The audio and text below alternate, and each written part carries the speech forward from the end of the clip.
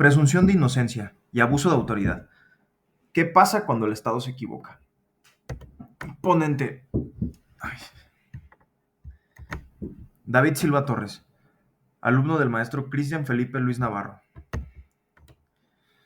La presunción de inocencia, un derecho en riesgo en México. La presunción de inocencia es uno de los pilares más importantes de cualquier sistema de justicia, que garantiza que ninguna persona sea tratada como culpable sin que exista un proceso legal que así lo determine. Sin embargo, en México este derecho enfrenta desafíos constantes. La percepción social, la actuación de algunas autoridades y la influencia de los medios de comunicación han provocado que, en muchos casos, las personas sean juzgadas públicamente incluso antes de enfrentarse a un juez. Datos recientes del INEGI confirman la gravedad del problema. En el año 2023, el 44.3% de la población privada de la libertad estaba en prisión preventiva oficiosa y el otro 32.5% en prisión preventiva justificada. Es decir, más de la mitad de las personas en prisión no tienen una sentencia. Además, el 37.3% del total de las personas privadas de la libertad se encontraban sin sentencia definitiva, lo que muestra que miles de personas permanecen encarceladas sin que un juez haya determinado su responsabilidad. El caso que evidenció la fragilidad de la presunción de inocencia en México.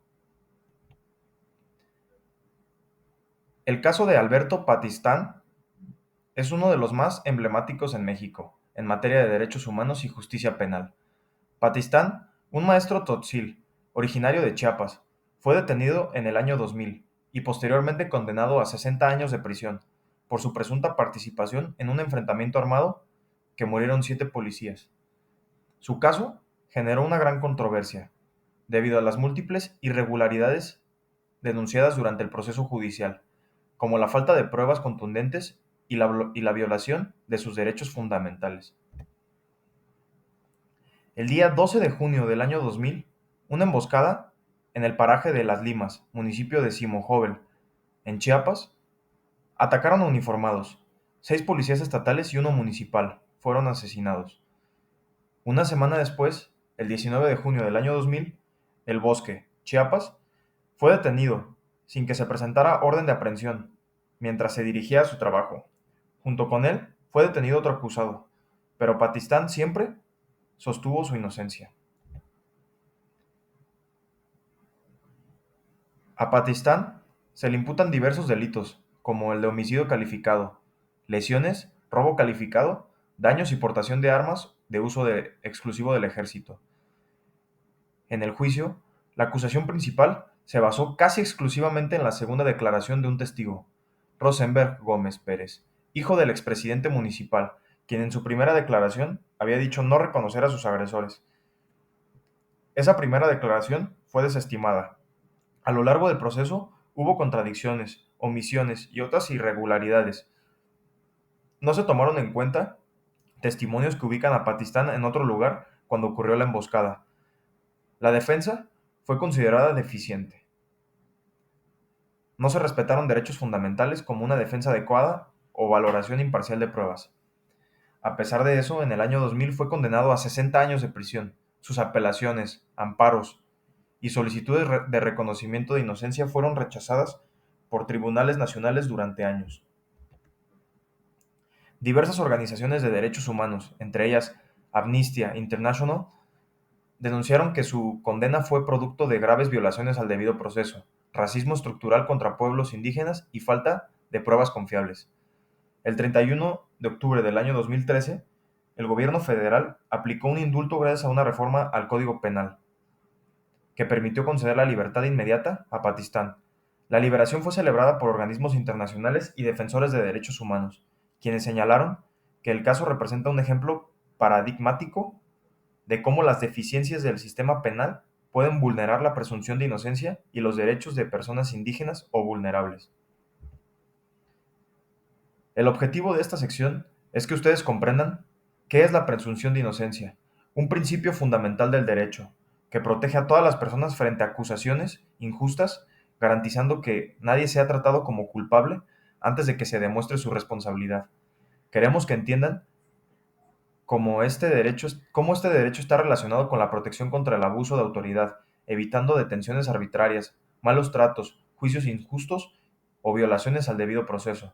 Además, buscamos que reflexionen sobre la importancia de un sistema judicial justo, transparente y que cada uno de ustedes sepa cómo actuar y exigir justicia cuando se enfrenta a irregularidades o arbitrariedades del Estado. En pocas palabras, queremos que vean que la presunción de inocencia no es solo un concepto legal, sino una herramienta esencial para proteger nuestra libertad, nuestra dignidad y nuestra seguridad. ¿Qué es la presunción de inocencia? Según los criterios de la primera sala de la Suprema Corte de Justicia de la Nación, la presunción de inocencia es un derecho fundamental que establece que toda persona debe de ser tratada como inocente hasta que se demuestre su culpabilidad. Se refleja tanto como estándar de prueba, obligando a absolver cuando no hay pruebas suficientes, como regla de trato procesal, prohibiendo anticipar la pena o equiparar al imputado con el culpable. ¿Qué es el abuso de autoridad?